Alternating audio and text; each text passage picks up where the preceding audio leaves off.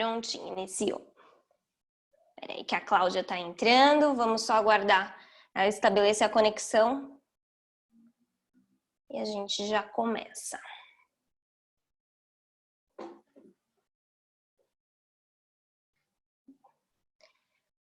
Aí.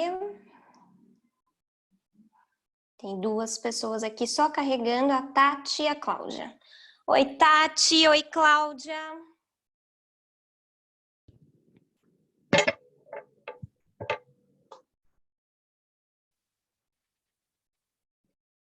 Tati, Cláudia, estão ouvindo? Eu tô ouvindo. Que bom. Que bom. Gente, fico muito feliz porque ontem, olha, me aliciou muitas emoções ruins, viu? Imagino. Mas hoje, graças a Deus, tá tudo certo. Tudo certo. Então, vamos lá. Gente, para ficar um pouquinho mais fácil, eu vou pedir para todos vocês deixarem o microfone fechado para não ter interferência. E aí, quando vocês quiserem fazer uma pergunta, e eu peço que, por favor, a gente consiga interagir bastante para que não fique uma aula maçante. Porque como hoje a gente vai acabar tendo que falar bastante da parte mais de teoria, mais de conceito, para ficar uma coisa mais legal, é legal a gente conseguir interagir mesmo. Então, por favor, abram bastante o microfone de vocês. Mas eu vou pedir para vocês fazerem isso só quando vocês tiverem dúvida, porque senão o áudio fica ruim, tudo bem? Acho que todo mundo achou aí como que fecha e abre o microfone já? Acho que sim, né? Então, vamos lá, gente. Vamos iniciar hoje sim, tranquilo, com tudo funcionando, o nosso curso sobre conceitualização de caso em análise do comportamento. Então, vou me apresentar de novo, né? Agora com mais calma, conseguindo ver o rostinho de todos vocês, que ontem nem isso eu estava conseguindo ver. Mas vamos lá. Meu nome é Amanda Mendes, eu sou psicóloga clínica e supervisora do Instituto Flowir. Minha formação, eu sou formada na Universidade AMB Morumbi, tenho especialização em saúde mental em terapia cognitivo-comportamental no IPQ, né, no Hospital das Clínicas da USP. Tenho todo o meu aprimoramento em análise do comportamento no ITCR de Campinas, do Hélio Guilhardi. Tenho o aprimoramento tanto em crianças e adolescentes quanto na clínica adulta. E atualmente eu também estou estudando DBT, né, que é a terapia comportamental dialética. Então, estou atuando já... Gente, já faz muito tempo, agora que eu estou contando 7 anos e meio já aí na estrada. Desde o início, já comecei clinicando. E desde o início sempre soube que seria análise do comportamento e me apaixono por essa teoria todos os dias da minha vida. Então vocês vão ver que assim, falar de análise do comportamento para mim é a melhor coisa do mundo. Então vamos começar. Para a gente falar de análise do comportamento, eu acho que a gente tem que entender como que surgiu a análise do comportamento. A gente sabe que a psicologia ela não surgiu com a análise do comportamento, né? Na verdade veio muitas... Deixa eu só passar aqui para vocês o slide. Veio muitas outras teorias antes dela, principalmente as teorias mais analíticas, né? Só um minutinho, gente, que eu só estou selecionando aqui os slides, para poder não ficar interrompendo, a gente passar eles direto. Só um minutinho que a gente já dá continuidade. Consegui. E... aí, foi. Então, a gente primeiro teve o contato com a psicologia que era chamada psicologia da mente. Né? Muitos chamavam de teoria, a psicologia é o estudo da mente. Muitos estudiosos começaram a questionar, mas o que significa o estudo da mente? A mente não é algo observável, não é algo que a gente consegue ter um experimento para provar para a gente até que ponto ela chega, até que ponto ela vai. Então surgiu, principalmente, né, a gente fala muito de Skinner, mas na verdade o principal filósofo que trouxe, só ir admitindo as pessoas aqui, que trouxe a linguagem da análise do comportamento, que ele começou a trazer a questão do estudo do comportamento, foi o Watson. Ele foi o primeiro a começar a questionar essa teoria da mente. Não, mas eu acho que não é bem por aí. Eu acho que a psicologia ela tem que ser um estudo dos comportamentos. Ele começou a defender essa tese. Então, a gente tem que começar a estudar o comportamento. E então ele começou os estudos dele embasado na observação do comportamento. Porém, ele via de uma forma que o comportamento, ele respondia a um antecedente. E ele ficou bem por aí. Inclusive, ele chegou a falar que ele não é que ele não acreditasse que existisse, mas ele não levaria em conta as questões internas, porque ele falava que não podia ser mensurada. Ele falava, se não pode ser mensurada, então ela não pode ser estudada como algo científico. Após o Watson, aí a gente teve um avanço nessa área. Veio Pavlov. Eu acho que Pavlov é conhecido de todos, né? Quem nunca viu o experimento do cachorro. Então, veio Pavlov e ele falou ainda mais. Falou assim, olha, a gente não só responde um estímulo do ambiente, como muitas vezes a gente consegue modificar também esse estímulo. Então, ele veio trazendo uma coisa a mais. E aí, veio o Thorndike, daí ele falou ainda mais. Ele falou assim, não só isso. Eu percebo que muitas vezes, quando o comportamento ele tem algum tipo de sensação agradável, a chance dele acontecer é muito maior. E aí sim surgiu Skinner, que resolveu englobar todas essas teorias e começar um estudo mais voltado para a parte clínica. Então, eu acho importante a gente também entender os conceitos. Gente, quando a gente fala de behaviorismo radical, nós estamos falando da filosofia por trás da análise do comportamento. Antigamente, não existia ciência, era tudo filosofia. E a partir da filosofia que começou a surgir os conceitos da ciência. Então, a filosofia por trás da análise do comportamento é o behaviorismo. Então, do behaviorismo, a gente veio para a análise do comportamento experimental, que depois foi adaptada a uma análise do comportamento clínica. Tudo bem? A análise do comportamento, então, ela foi trazida para laboratório. Por quê? Eles queriam provar que a gente conseguiria colocar essas variáveis e observá-las. Então, aí a gente tem N estudos que comprovaram isso. Acho que o clássico de todos é o ratinho do Skinner. Quem não conhece o ratinho do Skinner? Então, ela começou a ser comprovada através de experimentos laboratoriais. Por isso que a gente fala hoje que foi uma das primeiras abordagens que teve uma validação científica de verdade. Tudo bem até aí? No Brasil, pouco se ouvia falar em análise do comportamento até 1961. Lá nos Estados Unidos, que foi o berço da análise do comportamento, já tinha 30 anos de estudo, mas aqui no Brasil ainda nada. Ninguém sabia nada sobre análise do comportamento. Então, a primeira pessoa que trouxe os conceitos da análise do comportamento para o Brasil foi o Keller. Ele veio em 1961, porque assim, não se sabe o nome de uma estudante brasileira que foi fazer uma aula com eles lá nos Estados Unidos. Keller era amigo de Skinner, Eles fizeram vários estudos juntos. E ela ficou sabendo que ele queria tirar um ano sabático. E a partir daí ela informou, eu não lembro o nome, gente? Mas era o reitor da Universidade de São Paulo. Então ela informou ele sobre essa possibilidade e ele então entrou em contato com Keller e o convidou para que esse ano sabático fosse aqui no Brasil. E Keller aceitou. Então esse ano todinho ele começou a dar aulas na USP, no Instituto de Psicologia da USP, que até então nada se ouvia falar sobre análise do comportamento. Um dos alunos de Keller, acho que vocês devem conhecer, a Maria Amélia Matos, conhecidíssima de quem gosta de análise do comportamento e um nome muito grande para a gente. Então, a partir daí, começou-se a criar corpo a psicologia comportamental no Brasil. Tudo bem até aqui? Então, beleza, vamos seguindo adiante, então. Então, quando a gente começou a observar o comportamento, a gente entendeu que tinha uma ordem e uma regularidade dentro dos comportamentos. E se isso não existisse, ia ser uma relação muito caótica, Ia ser uma loucura. Então, Skinner, não só Skinner, né, mas eu vou focar bastante no Skinner, porque foi ele quem estruturou toda a abordagem.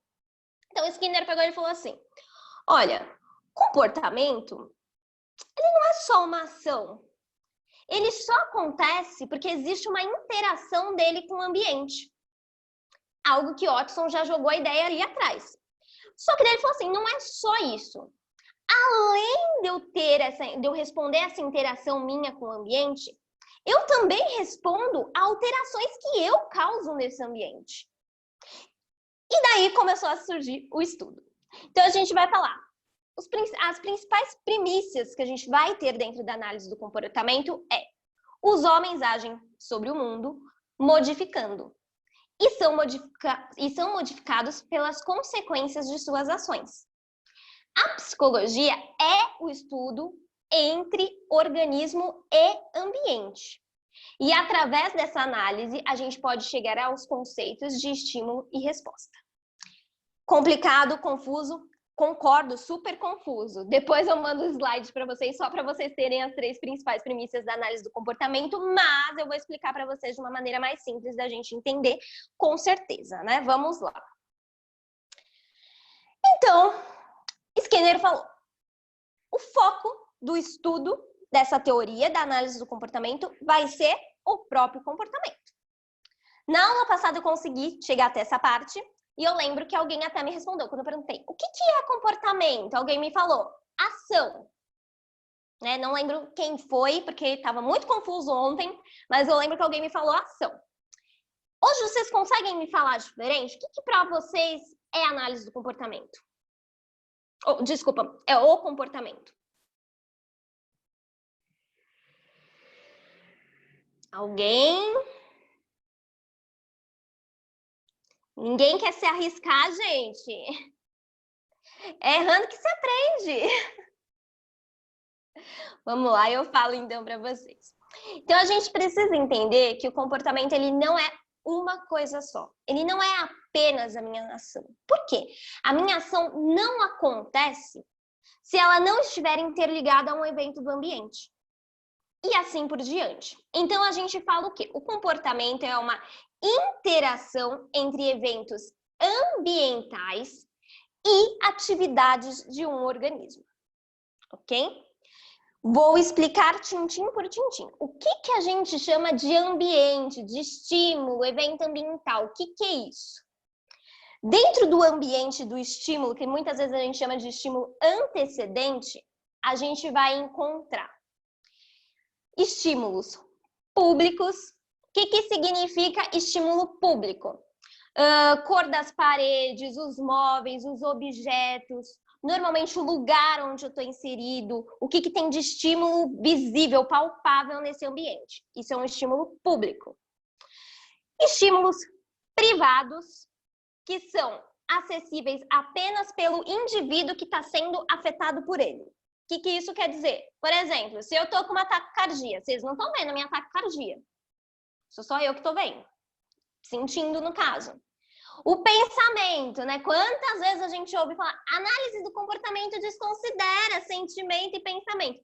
Gente, a gente não desconsidera nem pensamento, nem sentimento, só que a gente entende que eles são também comportamentos. Só que comportamentos que são privados ou encobertos. Tudo bem? Ficou claro? Fica claro isso para vocês?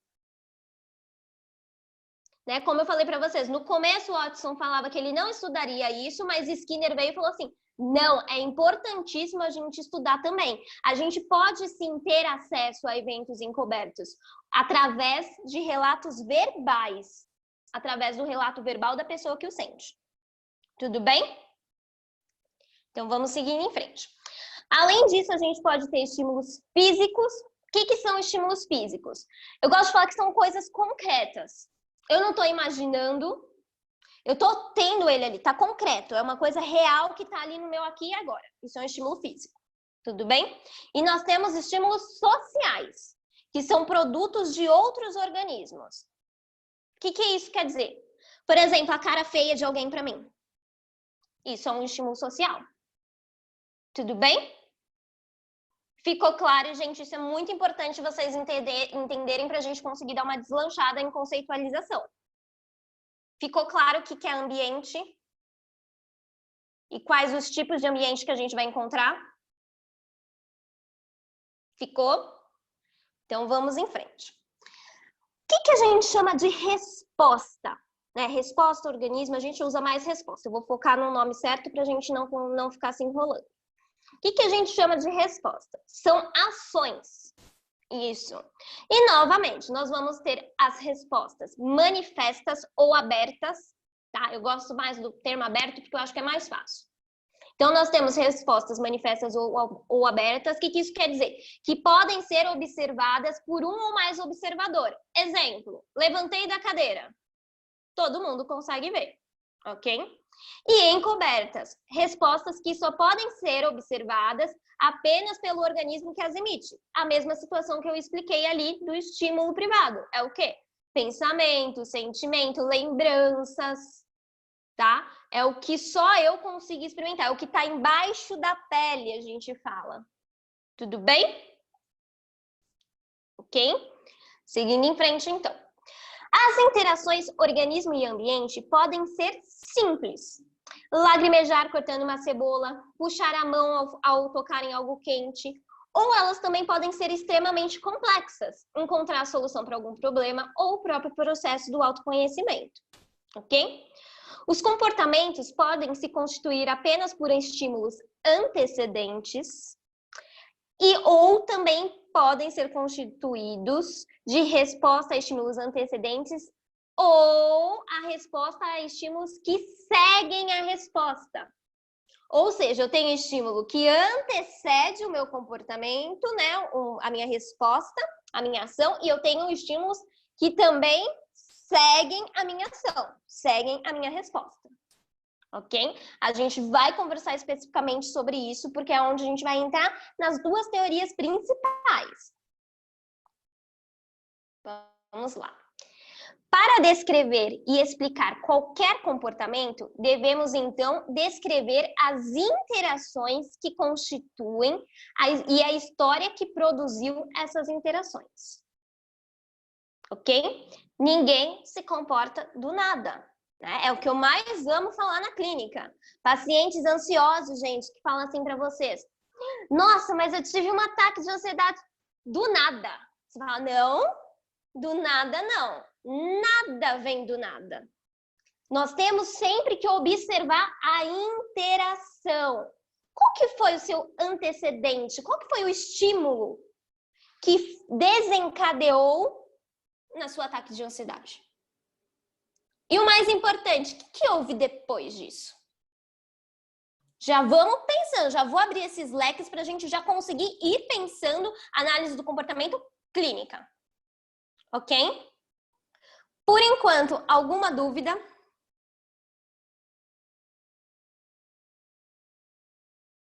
Não? Os slides, você vai disponibilizar para a gente? Vou sim, vou disponibilizar para vocês. Logo após a aula eu disponibilizo. Ah, legal, porque eu não preciso ficar anotando tanto. Ah, fica tranquila, vai ser disponibilizado sim. Tá. Posso passar? Ok. Então vamos para um dos nossos principais componentes da análise do comportamento. A gente vai falar sobre comportamento respondente. O comportamento respondente, eu acho que é o mais simples de se entender, né? É o que a gente chama de comportamento respondente. A gente fala que a gente pode chamar tanto de comportamento respondente ou comportamento reflexo, ok? Então, são respostas próprias da espécie, relacionadas às contingências próprias da seleção natural. Padrões comportamentais que aumentam as chances de sobrevivência e evitam danos ao organismo. Resposta reflexa comum que um estímulo específico produz em um organismo saudável. Na relação respondente, as respostas são determinadas apenas pelos eventos ambientais antecedentes. Aqui talvez seja o mais simples. Por quê? Porque eu entendo que aquele comportamento ele respondeu apenas ao antecedente. eu não tenho depois, eu tenho só estímulo, resposta. Estímulo, resposta. Como você... Deixa eu pegar aqui o negocinho para ir riscando para ficar mais fácil. Só um minutinho, deixa eu pegar aqui. Aqui, ó. Estímulo, resposta, ok? Um exemplo simples disso. Quando eu tô cortando a cebola, o que acontece quando eu corto cebola? Meu olho fica lagrimejando. Eu pensei para fazer isso? Eu fiz esforço? Teve algum esforço? Não, é uma relação direta. Por que meu organismo faz isso? Para proteger os meus olhos. É uma característica da espécie. Fica claro? Alguém consegue me dar um exemplo de comportamento respondente só para eu entender que vocês estão entendendo? Tem o estudo do Pavlov, né, com o cachorro, que é conhecido, né, que é a questão da salivação quando você vê algum alimento, né? Ótimo, a salivação quando eu vejo algum alimento. A gente vai falar um pouquinho de Pavlov, mas eu vou falar para vocês. O Pavlov, ele estuda o comportamento respondente, mas a gente vai ter mais um nominho aí no meio. Mas está correto, quando a gente vê algum alimento, as glândulas salivárias, elas aumentam a quantidade de saliva na boca. Tá ótimo. Dentro do comportamento respondente, nós vamos ter os comportamentos incondicionados e os comportamentos condicionados. Ok? O comportamento condicionado é o mais simples, é o que a gente está vendo aqui. Cortei cebola, olho lagrimejou. Coloquei a mão em uma superfície quente. O que eu faço? Retiro minha mão de imediato. Tá? Esse é um comportamento incondicionado. Mas Pavlov descobriu que não era só isso, não. Porque a gente conseguia fazer ligações antes de ter essas respostas. Deixa eu só passar aqui. Deixa eu apagar aqui que ficou minhas flechinhas. Só um minutinho.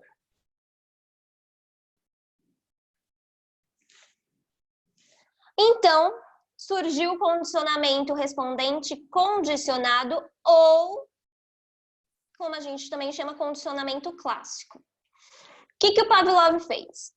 Ele colocou um cachorrinho em cima de uma esteira e apresentava um pedacinho de carne para ele, tá? Ele percebeu que esse cachorro salivava muito quando ele via esse pedaço de carne. Então, o que ele começou a fazer também? Antes dele apresentar o estímulo, que era a carne, ele começou a balançar uma sineta, um sininho. Ele começou a emitir um som. Então, ele balançava o sininho e colocava a carninha pro cachorro. O cachorro continuou salivando. Ele fez isso por um longo tempo, até que, quando ele tocava o sininho, o cachorro já salivava. Não precisava mais apresentar carne. Ele nem apresentava mais o estímulo da carne. Só o sininho já causava salivação no cachorro. Deu para compreender? Ficou claro para vocês? Sim? Bom, quero saber então agora de vocês. Já que ficou claro, quero que todo mundo interaja aí comigo. Mas vocês conseguem me dar um exemplo clínico disso? Um exemplo de paciente mesmo, em que a gente possa ver um comportamento respondente condicionado.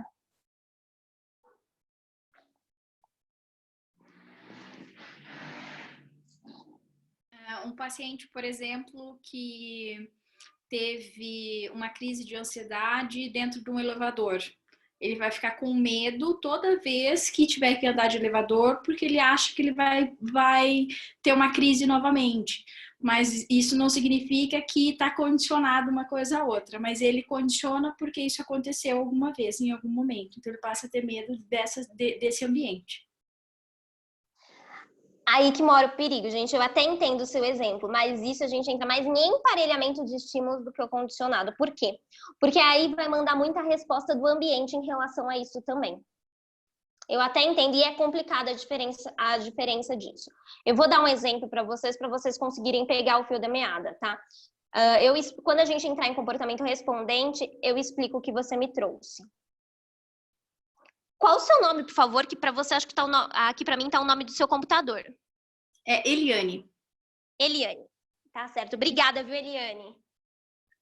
Por nada. Então, vamos lá. Um exemplo de comportamento respondente condicionado. A gente vai falar de uma, vamos dar um nome para ela, vai, a Aninha. A Aninha, ela toca flauta.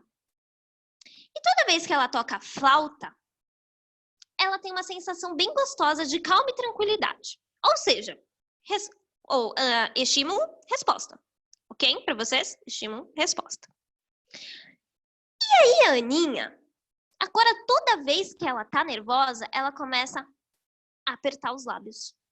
Apertar os lábios. E ela consegue a mesma sensação de calma e tranquilidade.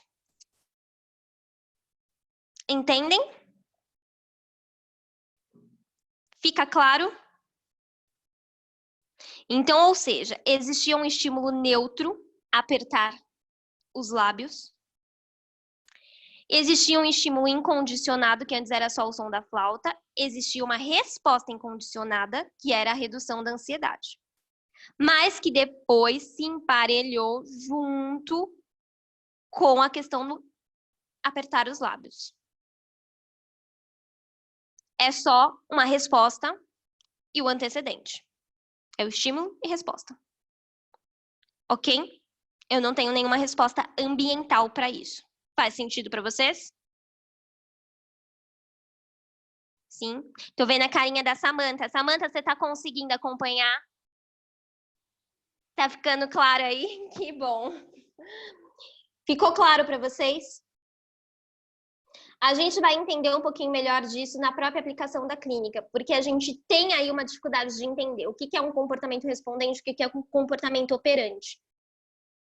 Que eu entendo, é a questão da resposta, é assim, o comportamento operante, ele vem depois de uma consequência. Isso que é o complicado. E a gente já vai conversar sobre ele. E tá aqui o nosso bonitinho, nosso comportamento operante, que é o que a gente mais trabalha na clínica, que é o que a gente mais vê, que dá um trabalho pra gente muitas vezes, mas é o nosso maior foco de trabalho, tá? O comportamento, o respondente, ele aparece muito, mas normalmente ele vem muito atrelado a comportamentos operantes. Então a gente acaba muitas vezes nem enxergando direito a relação dele. Então vamos falar o que é um comportamento operante, então. Na relação operante, o organismo opera no seu meio, emitindo uma resposta e produzindo consequências que determinam a probabilidade futura da classe de resposta. Enquanto o comportamento respondente é controlado pelos estímulos antecedentes, o operante ele é controlado principalmente pelos eventos ambientais que ocorrem após a sua resposta. É um comportamento em que a resposta é controlada pelas suas consequências. Ou seja, a resposta é controlada por uma modificação ambiental que ela mesma produziu. Ok?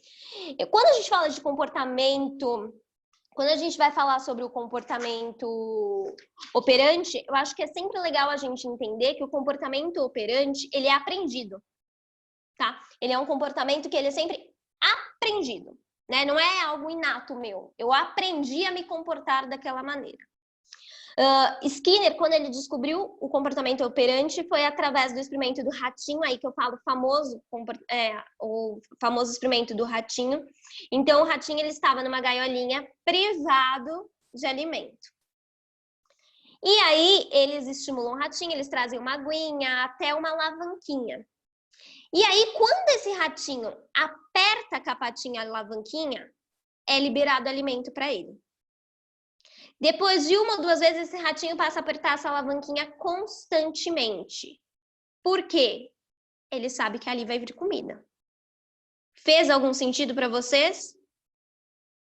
Deu para compreender bem a questão do experimento?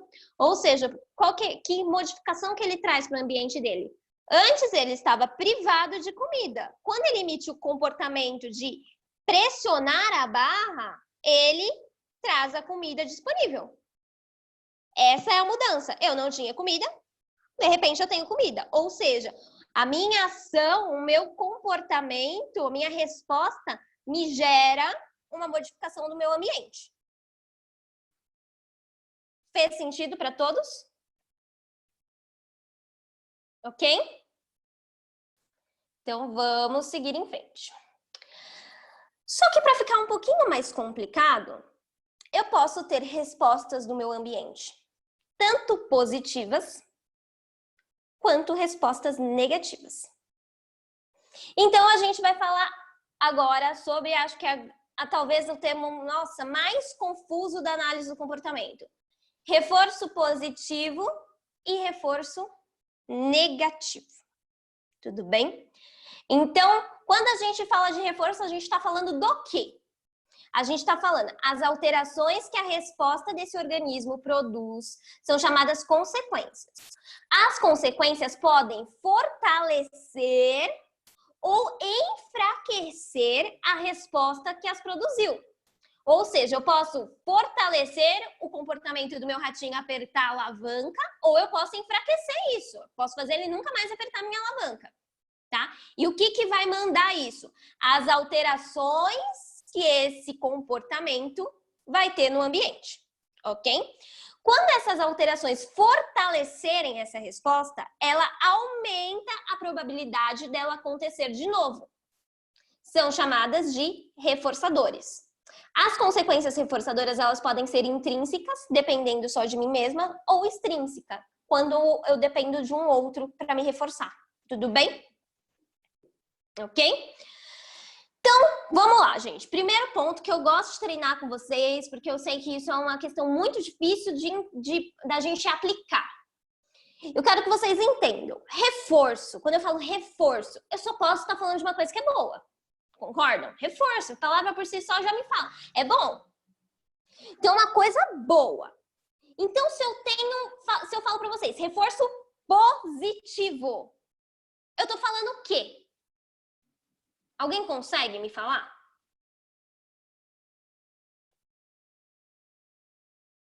Vou dar uma dica para essa, daí na próxima eu quero vocês responderem. Eu posso falar? Pode falar. Reforço positivo é quando a gente acrescenta algo. E esse algo gera uma sensação boa, reforça esse comportamento posterior de acontecer. Muito bem, Tati, isso mesmo. Quando eu falo de reforço positivo, eu estou falando que eu estou adicionando algo. Se é um reforço, então eu estou adicionando algo bom. Concorda? Então eu só posso estar adicionando algo bom, porque eu estou gerando alguma coisa boa para mim. A partir daí eu acho que fica mais fácil da gente entender. Então, e quando eu falo de reforço negativo? Eu estou falando sobre o quê?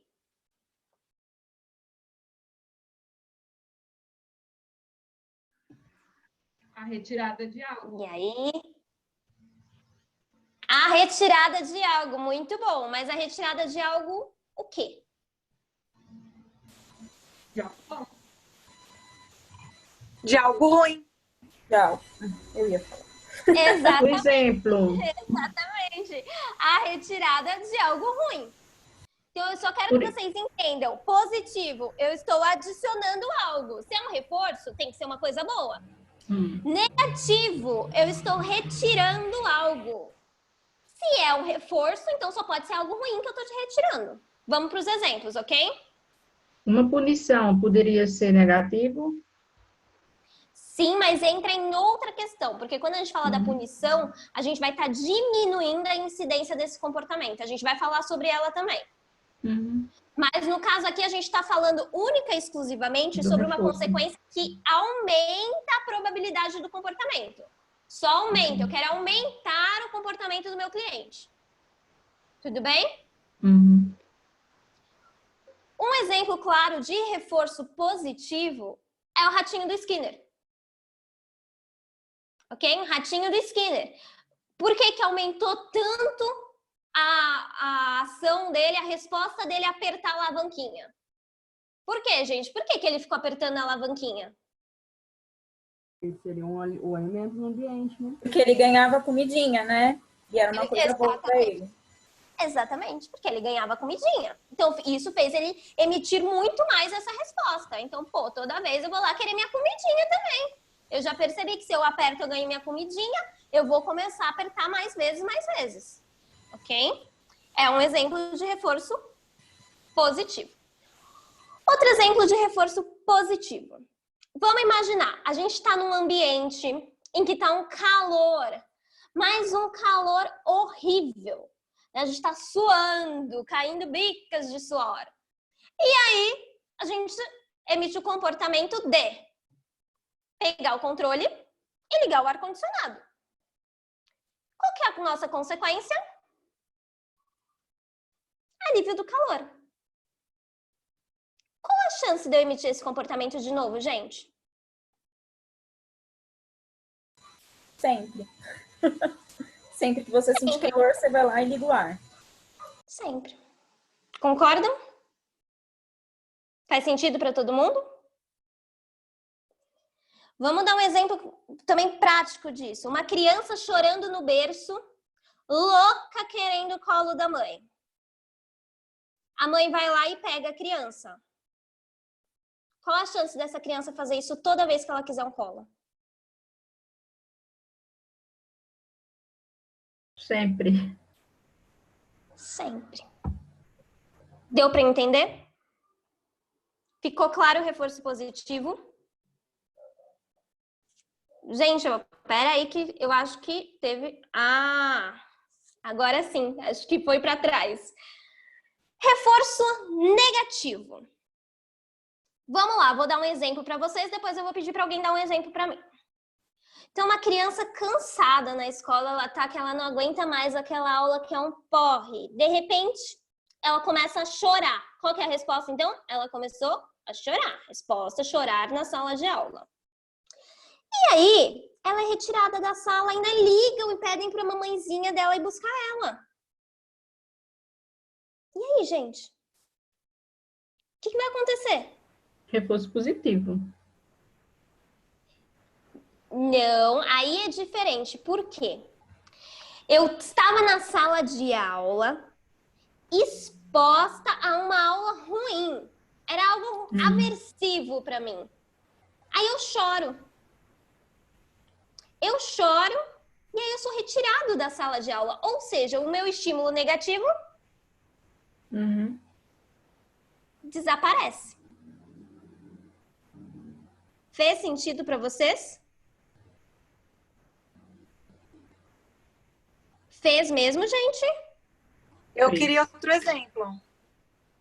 Sim, vamos pensar em outro exemplo. Peraí, que tem alguém no chat, é algo positivo para a criança, mas um comportamento de reforçamento negativo. Exatamente. Então, vamos pensar em reforço, um outro exemplo de reforço negativo. Eu trouxe até um exemplo mais complexo, mas daí eu vou deixar ele para depois. Deixa eu pensar aqui também, assim, né? Um comportamento de reforço negativo. Vamos lá. Eu tô na sala com a minha mãe, em cima do sofá, assistindo um filme de terror. E eu começo a chorar, desesperada, porque eu tenho medo de filme de terror. Só que, em vez da criança verbalizar, não, ela só chora. E aí, o que a mãe faz? Retira a criança.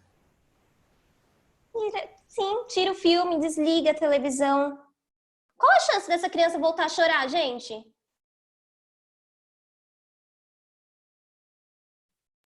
Deu para entender? Eu vou colocar agora um exemplo que ele é mais para a área clínica, ok? Ok? Todo mundo? Vamos lá.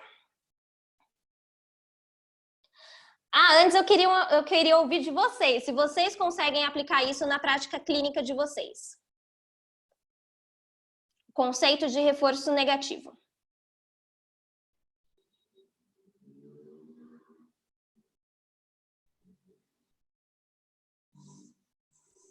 Eu sou terapeuta cognitivo-comportamental eu só utilizo algumas técnicas, né, da análise do comportamento. E eu indico só os reforços positivos, porque o negativo eu não entendo, eu ainda não entendi, que eu quero aprender. Como assim? Você indica, Tati, só reforço positivo?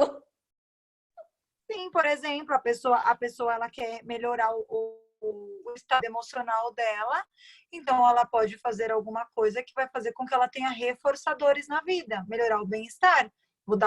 vou indicar reforços positivos. Dar reforçadores para essa pessoa. Agora, utilizar desse modo aí de reforço negativo, eu não sei, porque eu não entendo o conceito. Sim, vou explicar para vocês. O reforço negativo não é que a gente utilize muito ensinando nossos pacientes a se comportarem por reforço negativo, não. Mas às vezes ele é útil também, tá? A gente entende que, assim, aqui eu tô dando conceitos para vocês, tá? Quero deixar isso bem claro. Aqui a gente tá em conceito ainda. Quando a gente entra para conceitualização mesmo, para prática clínica, a gente vai falar do reforço negativo junto com o reforço positivo. Não vai ser separado. É difícil a gente enxergar os dois separados. Esse exemplo vai mostrar um pouquinho isso para vocês. Eu tô na minha casa e eu recebo uma mensagem de uma amiga. E ela fala, vamos na festa, Aninha?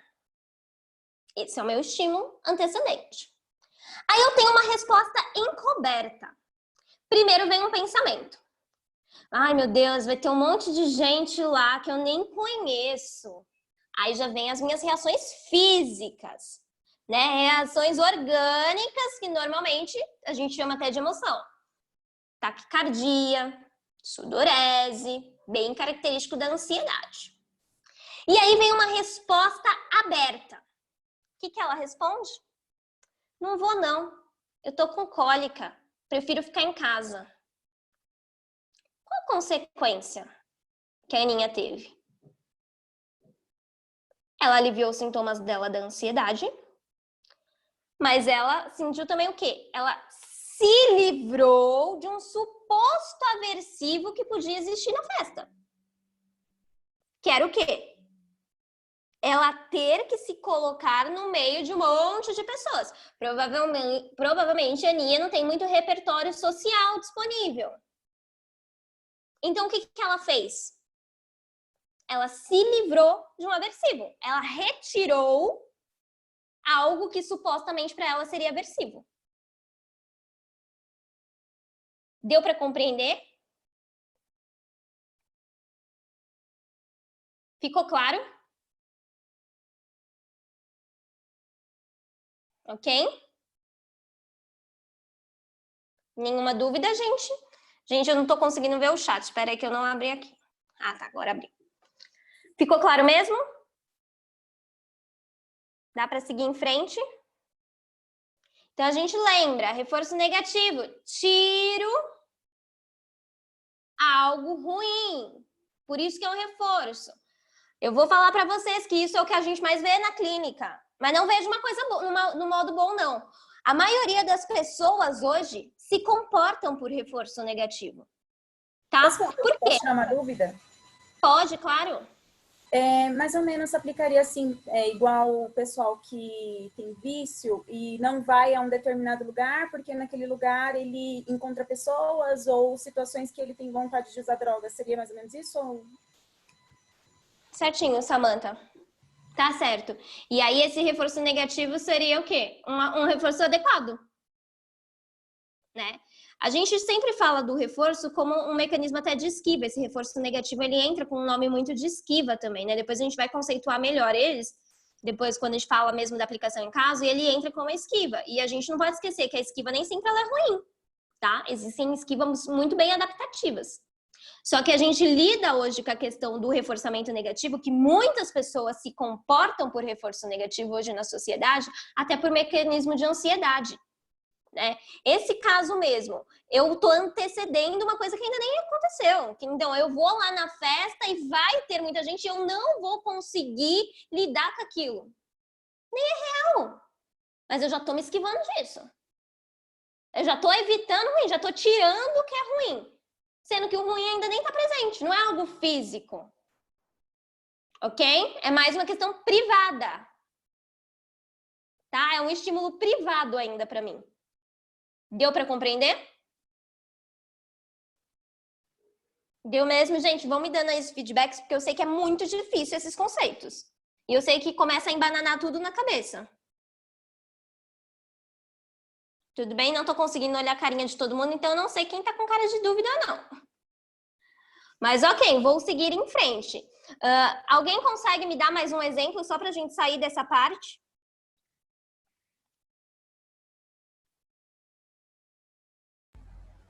Amanda, uma pessoa que tem medo de viajar de avião, por exemplo, que não viaja, né? Ela Acha que vai passar mal.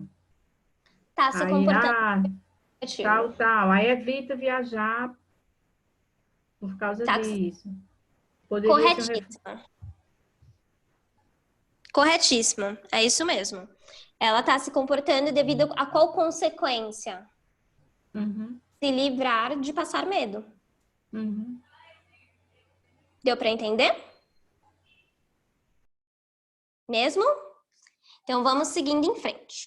Então, muito claro para vocês. Reforço, eu estou ganhando algo bom. Nem se for tirando algo ruim. Ok? Ficou aqui para trás.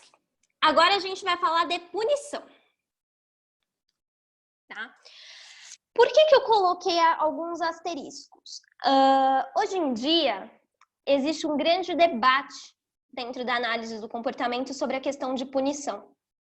Tá? A punição é um conceito muito pouco usado na clínica, tá? E graças a Deus por isso. Então, poucas vezes hoje a gente usa isso na clínica. Eu deixei aqui mais por curiosidade, mas não é algo que a gente vai usar muito na nossa prática. Tá? E eu já vou explicar o porquê também.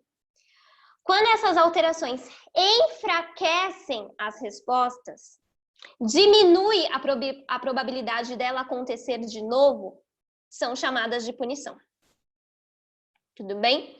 A punição tem sido um tema bastante polêmico dentro da análise do comportamento. Não há um consenso se é ético usá-la em circunstâncias especiais ou se ela é eficaz como procedimento enriquecedor ou supressor de comportamentos.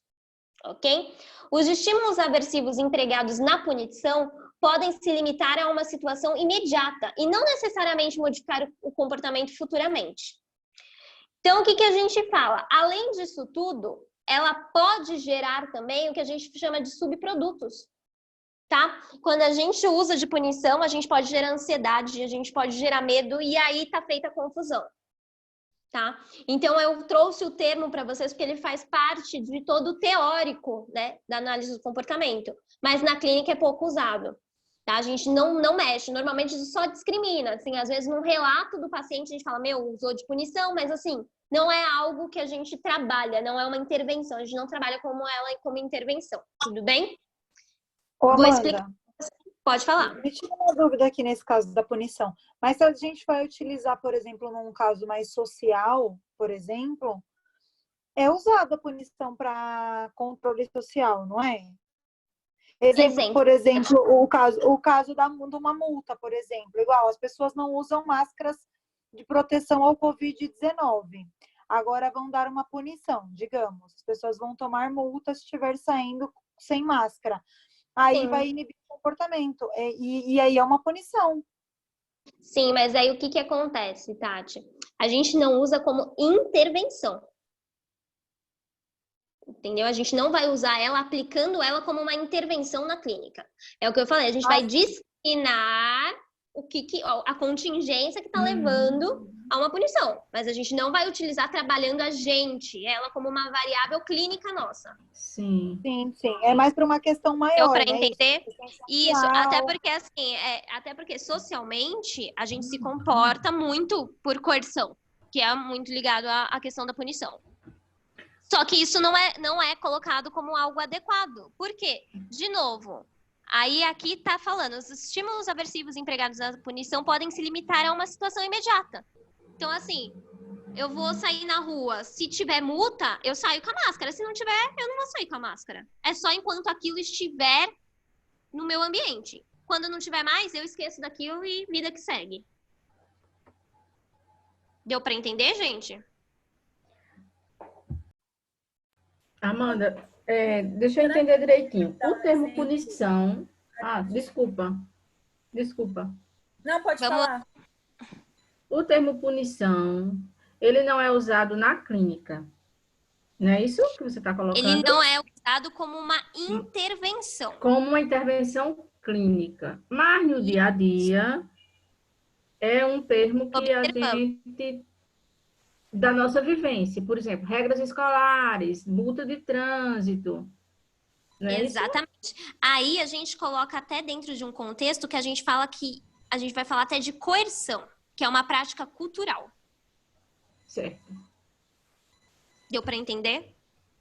E foi o que eu falei. Por que que eu não uso? Porque ela não modifica o meu comportamento pelo tempo que eu precisaria. É só pontual. Certo. Então, na Certo. verdade, na clínica você só usa ele para ensinar, para psicoeducar um paciente. Uhum. Exato. Ela numa intervenção para melhorar o paciente. Exato. Até porque não melhoraria.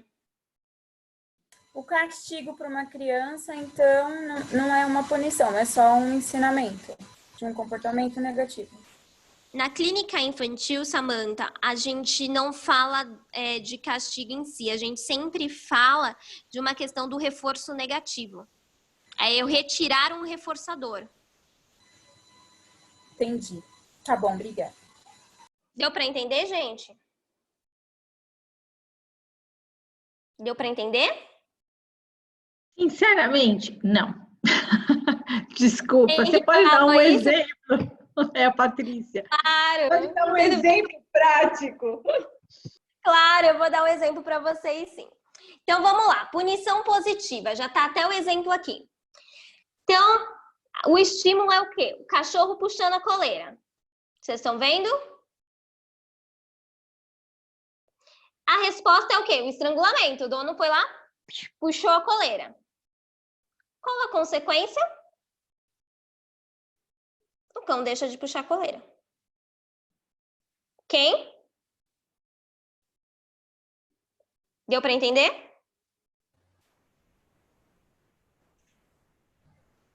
Vamos lá. Punição positiva. Agora a gente vai falar de... Lembrem-se, a gente está falando de conceitos, ok? Vocês precisam entender o conceito para depois a gente aplicar onde que a gente vai enxergar esses conceitos. Então, punição positiva. Se eu estou falando de punição, eu estou adicionando, então, positiva. Eu estou adicionando algo o quê?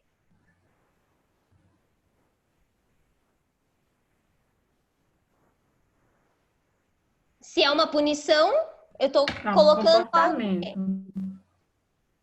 A punição E o você comportamento? tem que acabar com o comportamento que está sendo apresentado. Positivo é inserindo o estímulo. Sim, peraí. Quando eu falo de punição, eu estou falando de uma coisa boa ou de uma coisa ruim? Ruim. Então, você está adicionando algo ruim. Ótimo, isso mesmo. Quando eu estou adicionando algo ruim. Então, entendam, quando eu falo punição, eu sempre estou falando que eu estarei adicionando algo ruim. Tudo bem? É ruim, punição é ruim de qualquer forma. Então, se eu falo punição positiva, sinalzinho mais, eu estou adicionando. Se é ruim, só pode ser algo ruim, ok? Então, um exemplo disso.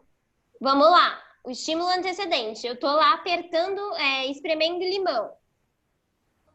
De repente, eu saio na rua e fico exposta ao sol. Qual a minha consequência?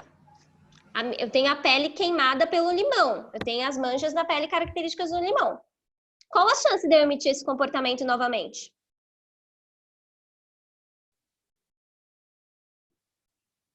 Zero, nenhuma. Nenhuma. Então, eu reduzo a frequência daquele comportamento acontecer. Tudo bem? Fez sentido para vocês? Punição negativa. Então, eu sei que punição é algo ruim. Eu tenho um sinalzinho de menos. Negativo. Então, o que está acontecendo?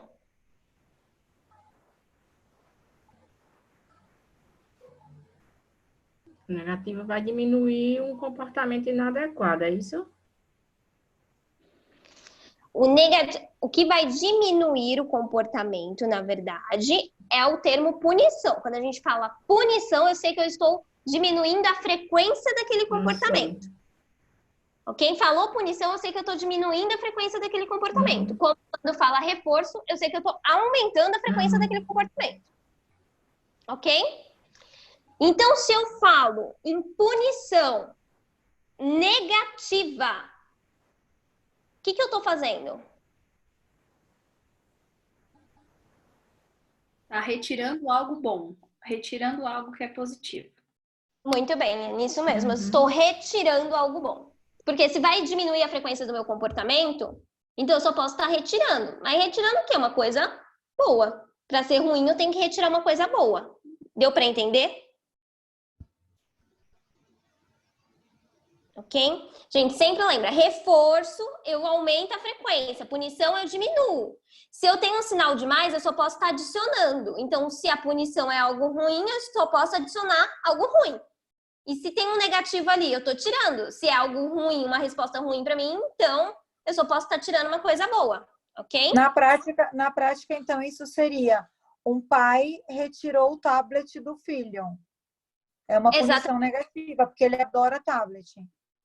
Exatamente. Deu para entender? Ok? Ok para vocês? É isso mesmo, Tati. Acho que você falou algo importante. Eu acho que eu não deixei claro. A gente não utiliza punição positiva, tá? Tá? A gente não somos tiranos. Não colocamos algo ruim, né? A gente não é a favor de adicionar coisas ruins. Mas sim, tirando coisas boas, a gente consegue um efeito e não temos tantos subprodutos. Ok? Ficou claro, gente? Ficou mesmo? Porque a gente vai usar isso durante todo o curso. Amanda, é porque são muitos conceitos.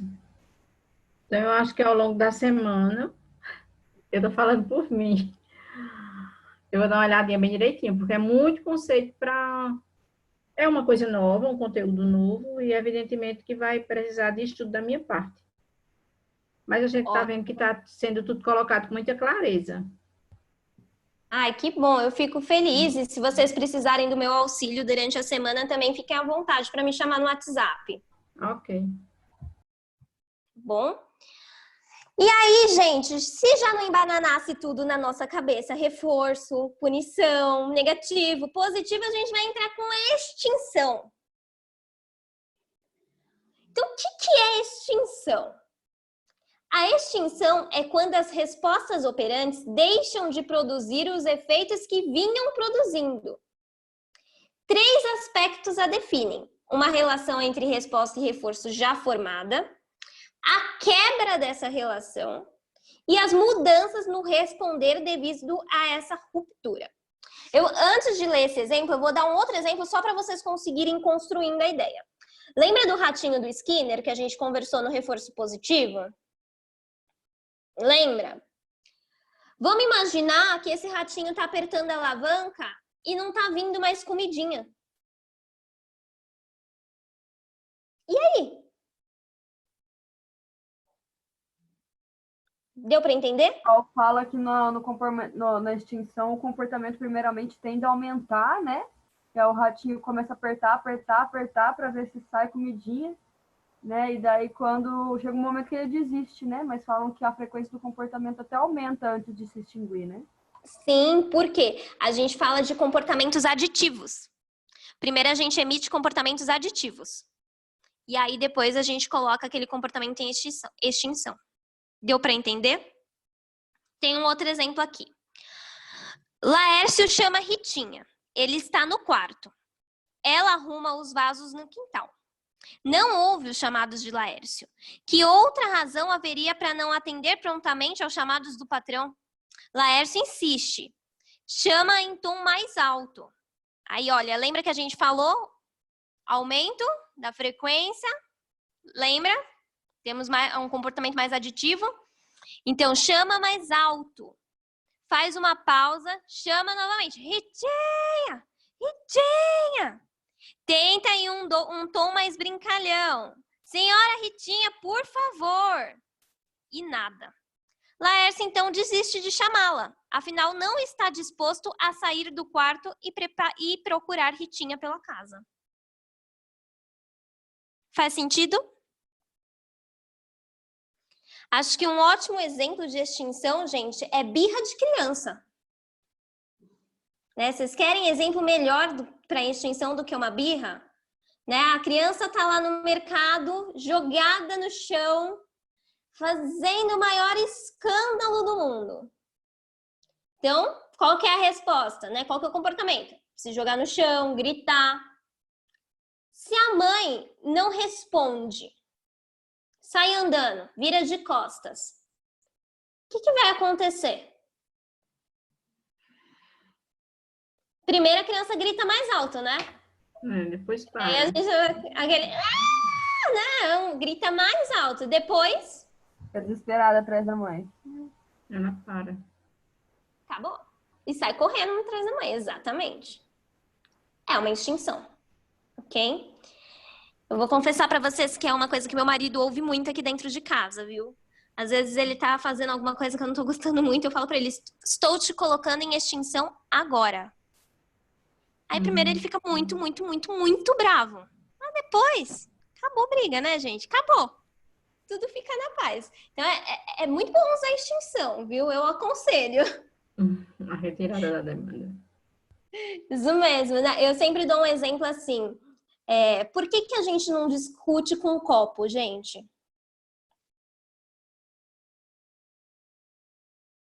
Porque ele não me dá resposta nenhuma. Eu não tenho nenhuma resposta. Então, por que eu vou discutir com o copo? É um termo que tinha que ser mais usado por todos, eu acredito. Temos mais um exemplo aqui. Eu peguei o mesmo exemplo que a gente usou no reforço negativo, só para vocês conseguirem entender, tá? Então, vamos lá. Eu tô morrendo de calor. Nossa, não tô aguentando. Eu vou ligar o ar-condicionado. E aí o controle tá sem pilha. E aí?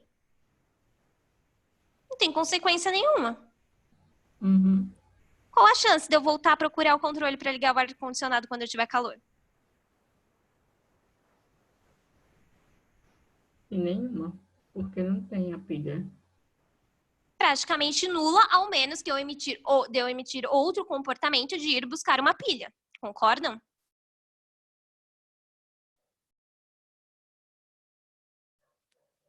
Fez sentido, gente? Alguma dúvida sobre reforço, punição e extinção?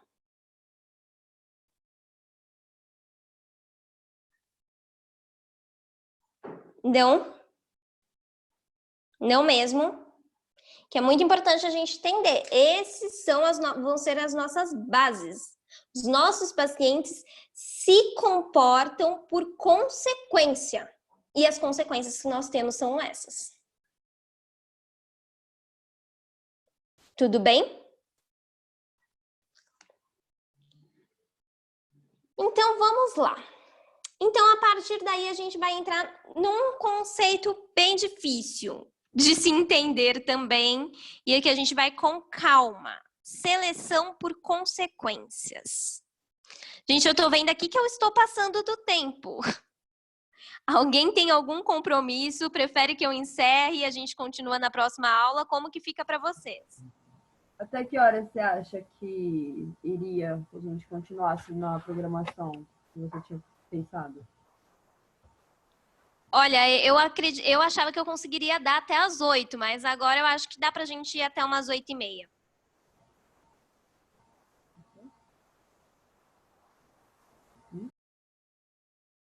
Tudo bem? Se alguém precisar sair, é só me avisar. Tudo bem, por mim tudo Pra bem. mim, um pouco tarde, que eu tenho que fazer umas outras coisas ainda. Eu cheguei do trabalho e nem consegui fazer nada. Tudo bem, então, como que vocês preferem fazer? Peraí, quem que me falou que tem compromisso? Eu, a Bruna. Você tá gravando, não tá? Tô gravando. Eu assisto o resto pela gravação. Você vai deixar no grupo do WhatsApp? Vou disponibilizar. Eu assisto o resto, então, por lá. Não tem problema, não. Tá certo, então. Bruna, obrigada, viu? Eu que agradeço. Até a próxima aula. Desculpa aí passar do tempo. Tá suave. Tchau, tchau. Gente, desculpa, que é muito conceito. Então, vamos lá. Seleção por consequências. A seleção por consequências foi primeiramente reconhecida na seleção natural, mas explica também a modelagem e a manutenção do comportamento do indivíduo e as evoluções da cultura. Gente, o termo seleção natural é comum para todos? Tudo bem? Conceito de Charles Darwin. Todo mundo conhece? Então, podemos continuar. Tati falou que não? Então, vamos lá. Quando a gente fala do conceito de seleção natural, a gente fala da evolução das espécies. O que é a evolução da espécie? Sobrevive aquele organismo que consegue se adaptar melhor ao meio. Né? Então, por exemplo, eu tinha antes um clima muito frio que de repente começou a ficar mais quente. O meu organismo consegue se adaptar a esse meio. Então, provavelmente, eu vou conseguir progredir mais do que os outros indivíduos com características menos adaptativas. Tudo bem? Ficou claro? Então, vamos lá. Quando a gente fala do primeiro nível de seleção, a gente está falando de características estabelecidas filogeneticamente. O que é o filogenético? São características de espécie.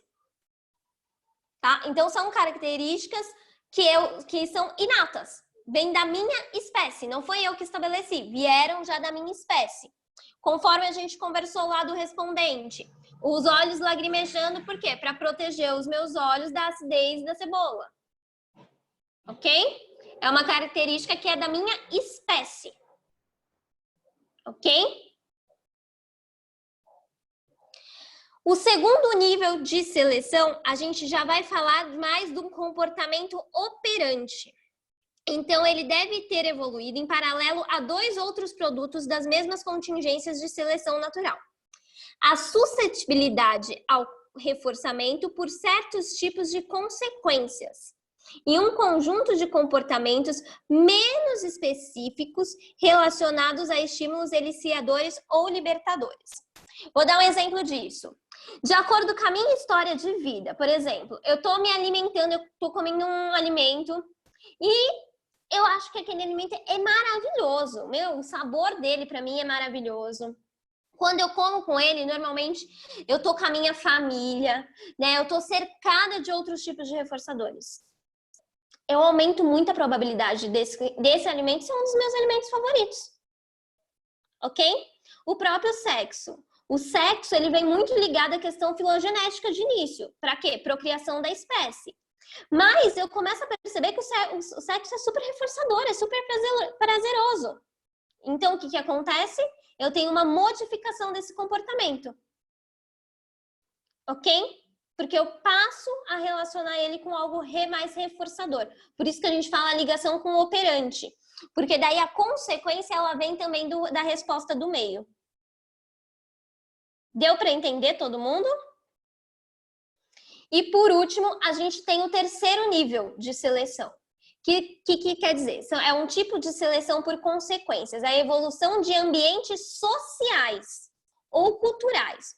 O processo se inicia no nível individual. Uma melhor maneira de fabricar uma ferramenta de produzir alimentos ou de ensinar uma criança é reforçada por suas consequências. A cultura evolui quando práticas que se originam dessa maneira e contribuem para o sucesso de um grupo. Solucionar não só os problemas individuais, mas do grupo. É o efeito que eu tenho sobre um todo, sobre toda uma comunidade, não mais sobre um comportamento único. Deu para compreender? Deu mesmo? Exemplo disso. Vamos pegar um exemplo aí da nossa época atual. Eu não vou comprar uma tonelada de papel higiênico, porque eu sei que tem gente que também precisa de papel higiênico. Então, o meu comportamento tem uma consequência sobre o meu grupo. Ok? Fez sentido para vocês?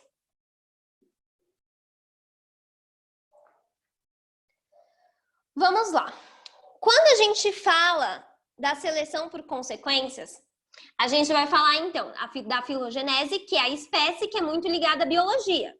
Então, o que é bom para a espécie é qualquer coisa que promova a sobrevivência de seus membros, até que sua prole tenha nascido e possivelmente sido criada. boas características são descritas como tendo valor de sobrevivência, ok? Ontogenese. A gente fala da história individual de cada um, sobre os resultados individuais de acordo com a minha história de vida. Por exemplo, às vezes eu adoro feijoada. Por quê? Porque o almoço de domingo sempre tinha feijoada e era o momento que minha família ficava reunida. Mas às vezes para Samantha não é assim. Ela detesta feijoada. Feijoada tem um gosto horrível para ela, porque ela não teve a mesma história de vida que eu, ela não teve os mesmos reforçadores e ela não foi exposta às mesmas contingências que eu. Tudo bem? Essa é a parte em que a gente mais fica atado dentro da psicologia, é na parte da ontogenese. Tudo bem? Então, o comportamento de uma pessoa é bom se é efetivo sob as contingências de reforçamento em vigor. Exemplo, ligar ar-condicionado só se estiver calor, ok? Se eu tenho uma história de vida que isso funcionou, eu vou fazer mais vezes. Se não, eu nunca vou tentar. Ok? Fez sentido? E nós temos a parte da cultura, que é mais a parte da antropologia. O que é bom para uma cultura é qualquer coisa que promova sua sobrevivência, como manter um grupo coeso ou transmitir as suas práticas. Tudo bem? A gente fala bastante sobre isso na prática clínica, mas eu vou colocando bem para vocês entenderem. Mas lembre, filogenese, espécie, ontogenese, história individual e tem a parte da cultura. São esses 3 níveis de seleção que mandam muito em cima dos nossos comportamentos. A gente não se comporta fora desses 3 níveis. Tudo bem? E aí eu pergunto, e com que a terapia comportamental trabalha? Ah, é o comportamento. É sim, é o comportamento. Mas no finalzinho, já uma das últimas obras do Skinner, ele fala o quê? Que a terapia comportamental, ela se atém na análise das contingências de reforçamento. E aí a gente vai entrar mais dentro de uma prática clínica mesmo. O trabalho prático clínico do analista do comportamento tem como instrumento básico o conceito de contingências de reforçamento. Ele é o seu instrumento de análise. As relações de contingência envolverão sempre relações ou inter-relações entre 3 eventos. E aí, a partir daí, eu acho que muita gente já está fazendo a ligação com a nossa análise funcional, que ela parte dessa análise das contingências.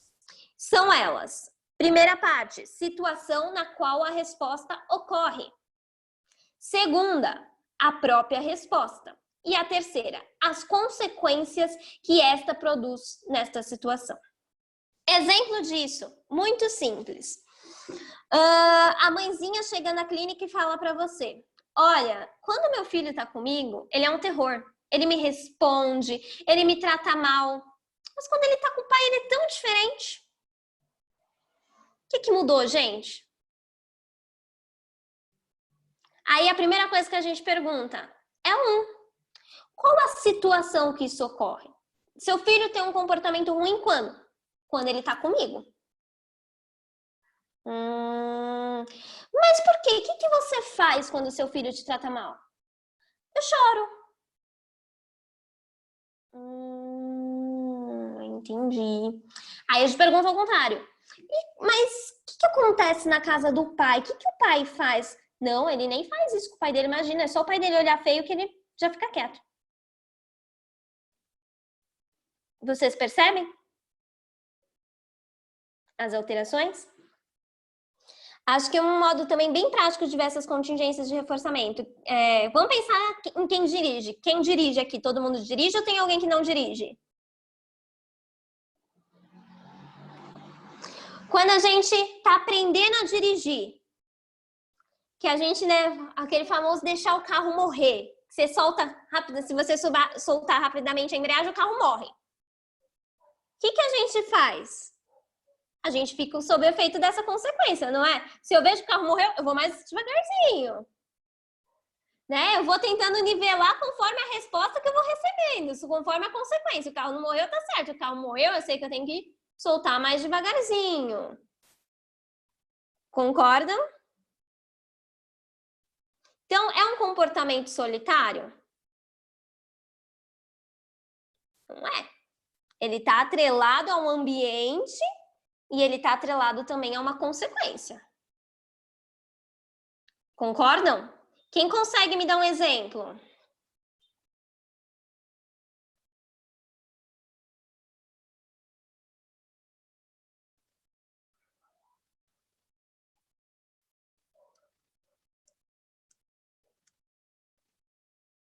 Gente, esse é fácil.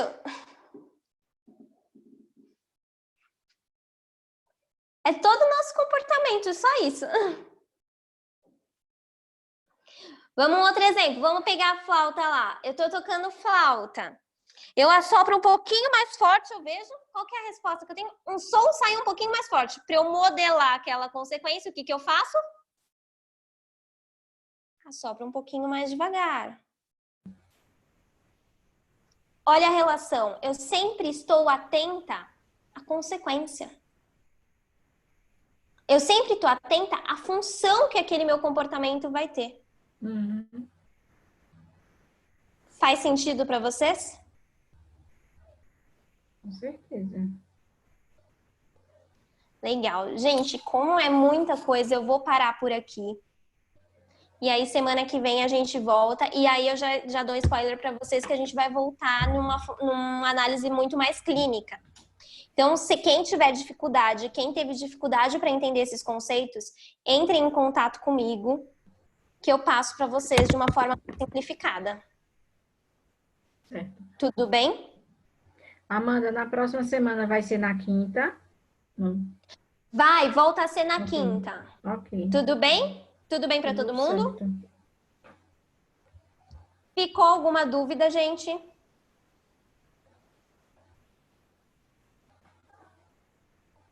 Não?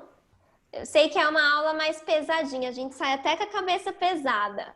Mas é importante a gente entender bem esses conceitos, tá certo? Ok. Foi ótimo, Amanda. Foi muito bem explanado por você. Adorei, viu? Ai, que bom, eu fico feliz, muito gostoso de ouvir isso. E a gente tenta fazer o melhor para vocês entenderem e não se sentirem também tão cansadas com tanto conteúdo. Eu não me Mas valeu apresentei, eu mesmo. sou aqui do Piauí. Aqui a análise do comportamento aqui é muito bem aceita aqui no Piauí.